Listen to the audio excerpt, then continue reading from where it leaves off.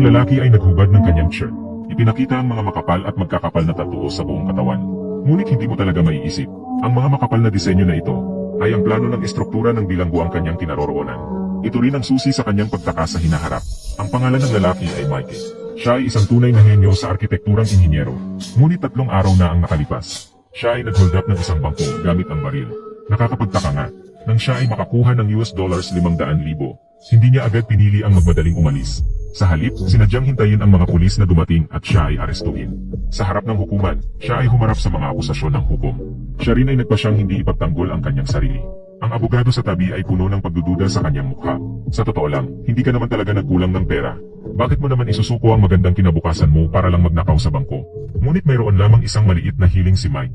Ipagkulong siya sa pinakamalapit na bilangguan sa kanilang tahanan. Ang bilangguang ito ay napakahigpit ang seguridad. Ang mga gwardiya sa loob ay lahat malupit at mainitin ang ulo. Sa unang araw pa lang ni Mike dito, agad siyang natuto ng leksyon. Nakita ko na bigla na lang sinugod ang isang bilanggo sa ibaba. Nakahiga sa sahig at patuloy ang pagdugo. Nakakita ang mga kapwa bilanggo sa paligid pero nagingay at nagaliw pa rin sila. Lubhang nagulat si Mike sa nangyari sa itaas. Maligayang pagdating sa paraiso ng bilangguan, batang sariwa. Inilahad ni roommate Sapley ang pangkalahatang sitwasyon sa kanya. Ito ay si D.B. Cooper. 3 dekada na ang nakalipas, matagumpay na nagparachute matapos magnakaw ng $1.5 milyong. Basta't sapat ang pera mo. Ang payat na itim na ito ay makakakuha ng anumang gusto mo. Ang pinakamalalang problema dito ay ang diskriminasyon sa lahi. Ang mga itim at puti ay hindi magkasundo. Maaring magkaroon ng alitan anumang oras. Ngunit ang talagang interesado kay Mike ay ibang tao. Ang taong ito ay isang malalang kriminal. Ang pangalan niya ay Lincoln. Pumatay siya ng kapatid ng Vice Presidente.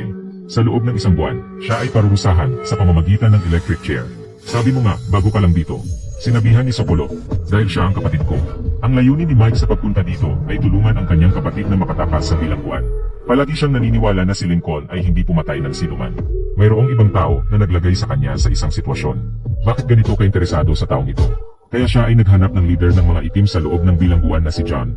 Siya ay may mataas na posisyon dito. Nagbayad siya upang makontrol ang isang pabrika dito sa pamamagitan ng paglagay sa mga gwardiya. Ang kapatid na si Lynn ay nasa loob ng pabrika. Ang pabrika na ito ay hindi pa rin mapupuntahan ng mga ordinaryong tao. Ibinalik ni Mike ang isang origami na ibon upang makipag-usap. Nang makitang bago lang siya rito, hindi na siya siniseryoso ni John. Agad siyang pinaalis. Biglang lumapit ang gwardiya at nagsabi, "Mayroong isang bagay na gustong sabihin sa iyo ang warden." Sinabihan ni Sokolo, "Sa ngayon, walang sino man dito ang makapagpapansin sa warden. Siguradong may nakita siya sa iyo." Pagdating sa lugar, diretsahan na sinabi ng warden na iminungkahi na imbestigahan kanya. "Balita ko marunong ka sa structural engineering. Inubos ko ang ilang buwan sa pagbuo ng isang modelo ng Taj Mahal. Handa akong magbigay ng regalo sa aking asawa upang ipahayag ang pagmamahal. Ngunit habang tumatagal, mas nagiging hindi matatag ang pagkakabuo. Palaging nagkakabagsak. Sana maaari mong gabayan ako. Mahirap makakuha ng pabor mula sa warden dito. Hindi ko inaasahan na direkta niyang tinanggihan. Anak, pinapangako ko na dito, mas malaki ang utang na loob ko sa iyo kaysa sa iyo sa akin." Sa ngayon, natanggap ni John, ang pinuno ng mga itim, ang balita. Natanggap ng mga kapatid sa labas isang larawan at isang origami na ibon. Mga tao sa mga larawan. Siya ang saksi sa pagpatay ni John. Gusto rin ng mga kapatid sa labas na patayin ang taong ito upang manahimik. Ngunit hindi nila ito matagpuan. Sa sandaling iyon, naalala nila ang origami na ibinigay ni Mike sa kanya. Siguradong alam ng mabahong batang iyon kung nasaan ang saksi. Kaya't dinala nila ang mga tao upang kumustahin siya. Matigas ang bibig ni Mike at ayaw magsalita. Nagkagirian agad ang dalawang panig.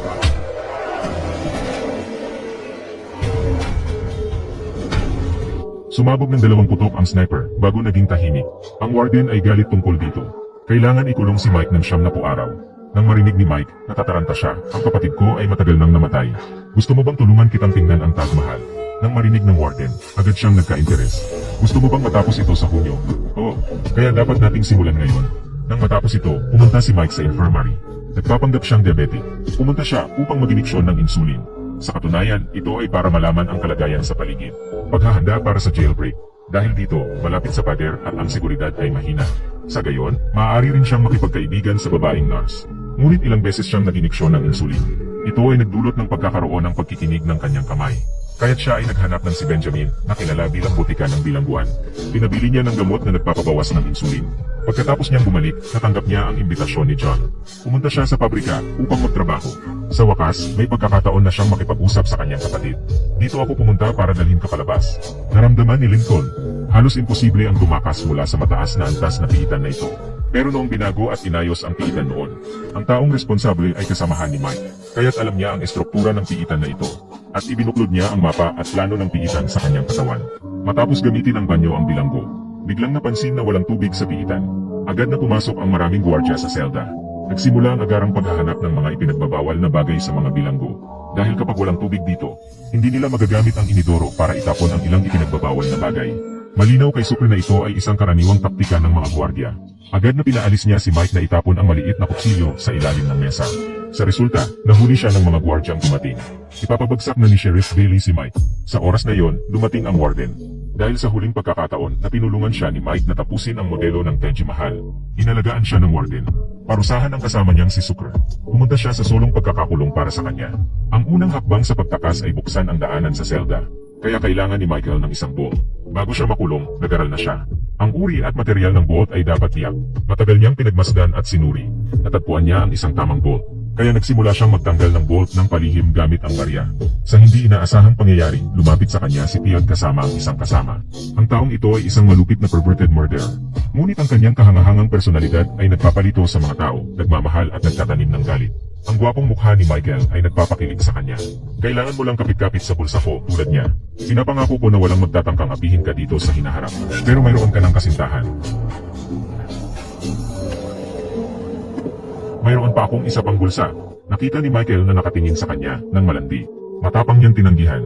Galit na galit si Tiag. Pagkatapos ay pinaalis niya siya. Ang bolt sa ibaba ay lumabas lamang ng kalahati.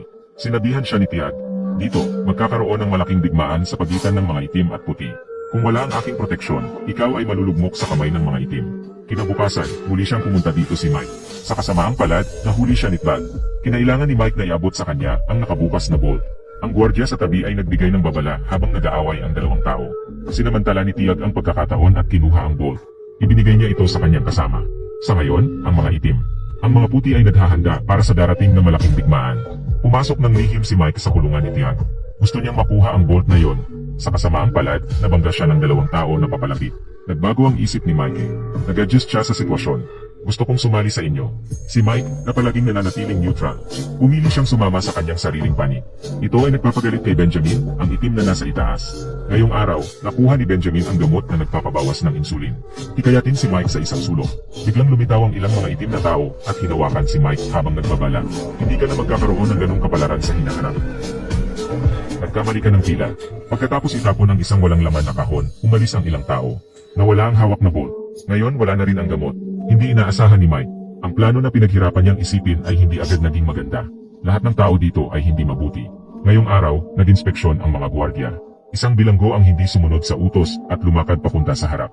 Napansin ng gwardiya na may mali at agad na tumawag ng tulong. Malapit na ang malaking labanan. Ang mga itim at puting tao ay gumamit ng kanilang mga nakatagong kutsilyo. Nagkagulo at nagkabanggaan. Si Mike ay ibinato rin ng mga itim na tao pababa. Sa sandaling yon, biglang sumalakay si Tiag sa kaharapang si Mike. Siya ay naramdaman ang pagkakaroon ni Mike. Magdudulot ng pagkabahala sa kanya at sa kanilang leader. Kaya't daladala ang bolt, nagbabalak siyang patayin si Mike. Pero paano naman magiging kalaban ni Mike ang maliit na katawan niya? Inagaw ni Mike ang bolt sa kamay niya. Sa oras na yon, biglang lumitaw ang isa pang itim na tao. Mabilis na tinusok siya sa puso ng ilang beses. Sa huli, siya ay bumagsak sa yakap ni Mike. Napakaswerte o malas nga naman. Ang eksena na ito ay napansin ng kasama ni Tiag. Galit na galit siya nang makita niyang bumagsak ang kanyang kasama. Sa oras na yon, dumating ang mga gwardiya sa tamang panahon. Nagtapon ng ilang smoke bomb. Ang mga bilanggo ay agad na pumasok sa mga selda nila. Gulat na gulat si Mike na may bahid ng dugo ang damit. Sa tabi, sinabi ni Tiag ang mga malupit na salita. "Mike, ikaw ay patay na." Kinabukasan, nagkamali rin ang akala ni Benjamin na si Mike ang pumatay sa lalaki. Ibinigay niya ang mga gamot na kutsilyo kay Mike. Matapos kumain ng gamot si Mike, muling pumunta sa klinik upang magpa-check ng blood sugar. Habang papalapit na ang resulta ng test, sobrang kinakabahan si Mike. Dahil kapag ang resulta ay normal, hindi siya makakarating ng madala sa infirmary. Mukha kang sobrang nervyos. "Mayroon ba akong ganun? Pinagpapawisan ka. Dapat itong tubo ng karayom. Hindi pa ako sanay sa mga injection. Wala pa akong nakitang nabuntis kahit na may diabetes. 1,800 mg bawat litro. Mukhang may diabetes ka." Nalaman ang resultang ito. Ang mga nerbiyos ni Mike na nasa kaba ay sa wakas ay nagluwag. Ang doktor sa tabi ay nagtaka sa reaksyon ni Mike. Kakalabas lang ni Mike, siya ay dinala ng mga kasama ni John sa isang bodega. Siya pa rin ay nagnanais malaman ang kinaroroonan ng testigo. Sa puntong ito, si Mike syempre hindi sasabihin sa kanya. Sa wakas, si John ay nagutos sa kanyang tauhan na tanggalin ang sapatos niya. Agad niyang tinutukan ang dalawang daliri ng paa niya. Ngayon, bibilangin ko lang ng 3. Kung sasabihin ko sa iyo, saka lang ako talagang malalagay sa panganib. Alam natin pareho ito. Sa huli, bibigyan kita ng isang pagkakataon. Sa huli, bibigyan kita ng isang pagkakataon.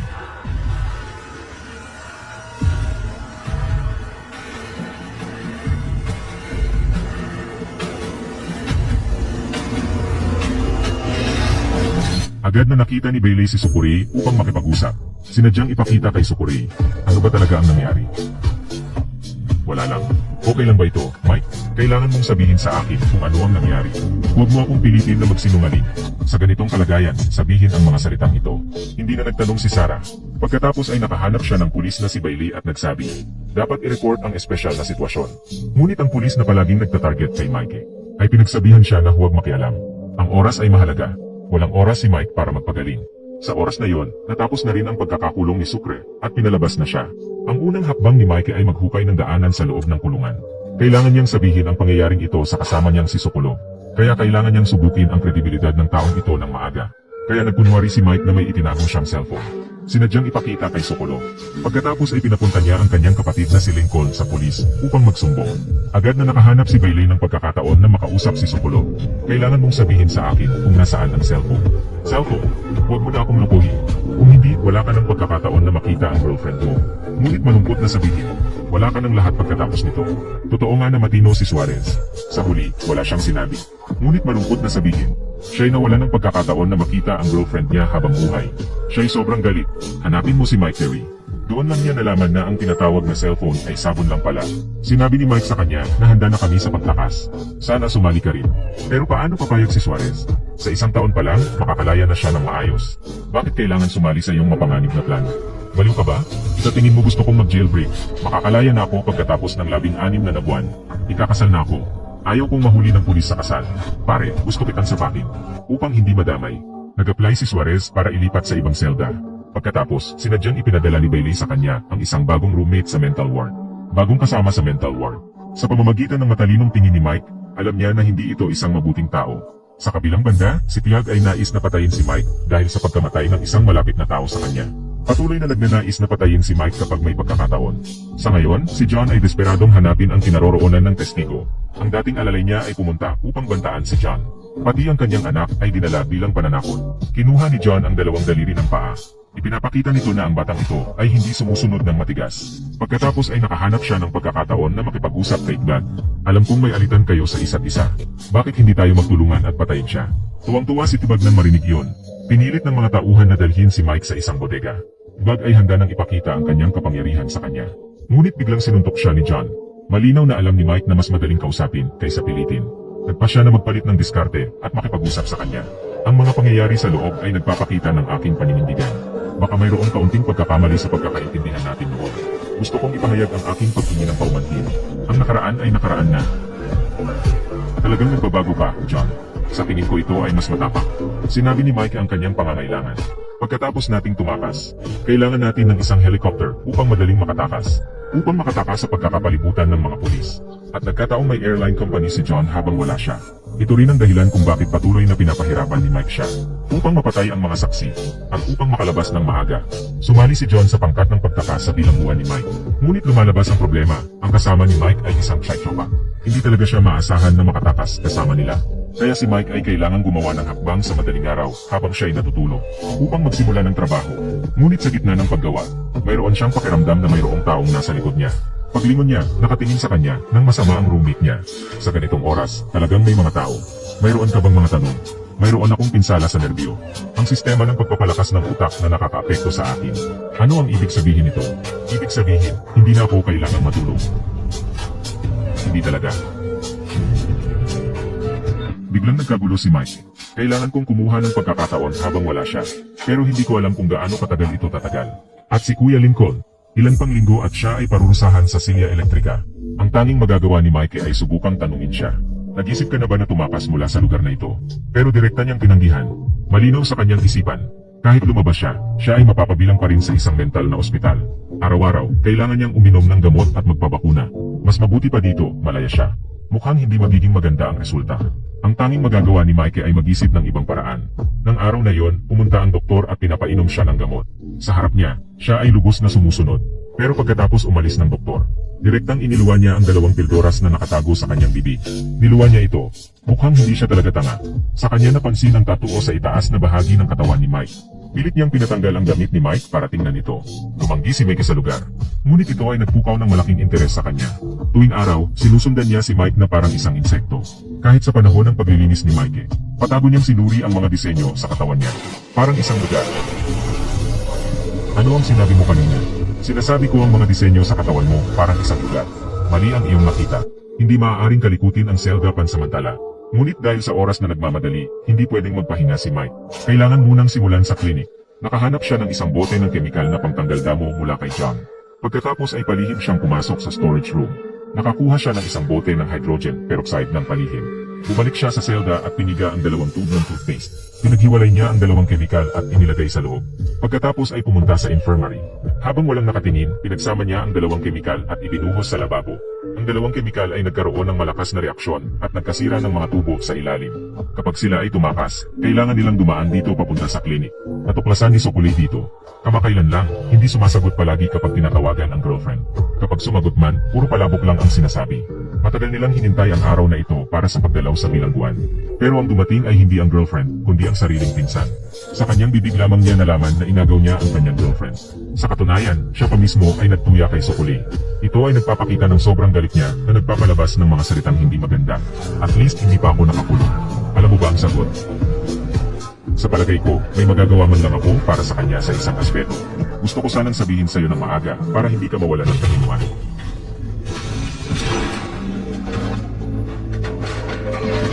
Sa gabi, siya ay nakahiga sa kama habang tinitingnan ang litrato ng kanyang girlfriend. Kung hindi siya lalabas, ang kanyang kasintahan ay tatakbo na kasama ang iba. Sa kanyang puso, tahimik niyang pinag-iisipan ang mga plano. Kinabukasan ay dali-dali niyang hinanap si Mike. Gusto kong tumakas kasama ka. Tingnan mo ang mga kamay ko, parang ekskabador.